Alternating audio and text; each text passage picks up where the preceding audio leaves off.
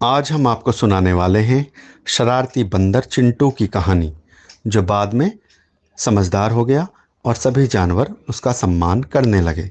तो ऐसा कैसे हुआ, जानिए इस कहानी से। एक समय की बात है। एक जंगल था जहाँ सभी जानवर खुशी खुशी जीवन जी रहे थे। उसी जंगल में एक छोटा सा बंदर रहता था जिसका नाम चिंटू था। वह बहुत ही चंचल और शरारती था। चिंटू को जंगल के हर कोने में घूमना और नए नए जानवरों से मिलना बहुत पसंद था।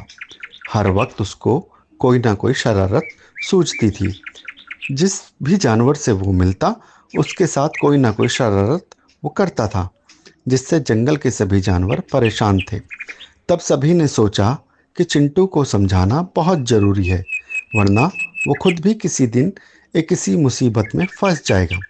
एक दिन चिंटू ने एक बूढ़े हाथी को देखा जो जंगल के एक पेड़ के नीचे बैठा था। हाथी का नाम गणेश था। वह बहुत ही बुद्धिमान और अनुभवी था। चिंटू ने गणेश से कहा, गणेश जी, आप इतने बूढ़े और अनुभवी हैं, मैं आपसे कुछ सीखना चाहता हूँ।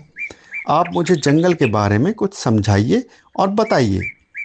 गणेश ने चिंटू की बात सुनी और कहा, चिंटू, जंगल में रहने के लिए सबसे ज़रूरी बात यह है कि हमें जंगल के नियमों का पालन करना चाहिए।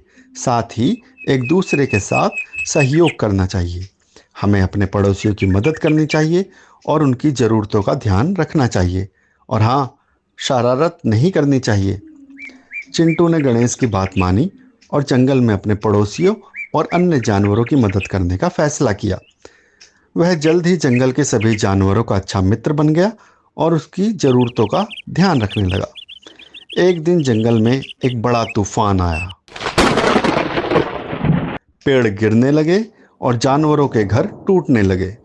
चिंटू ने गणेश की बात याद की और जंगल के जानवरों की मदद करने का फैसला किया।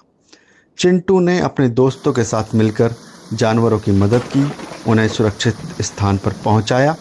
गणेश ने भी अपनी ताकत से पेड़ों को गिरने से रोका और जानवरों को सुरक्षित रखा।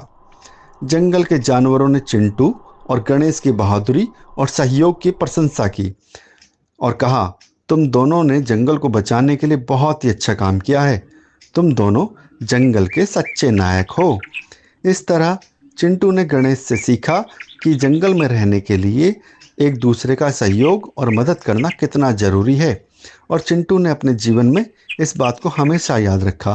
अब चिंटू जंगल का एक जिम्मेदार नागरिक बन गया था। सभी जानवर उसका सम्मान करने लगे थे। तो कैसी लगी आपको हमारी ये कहानी? पसंद आई तो लाइक करें, फॉलो करें, शेयर करें, साथ ही सब्सक्राइब करें। जल्दी ही एक नई कहानी आपके सामने होगी।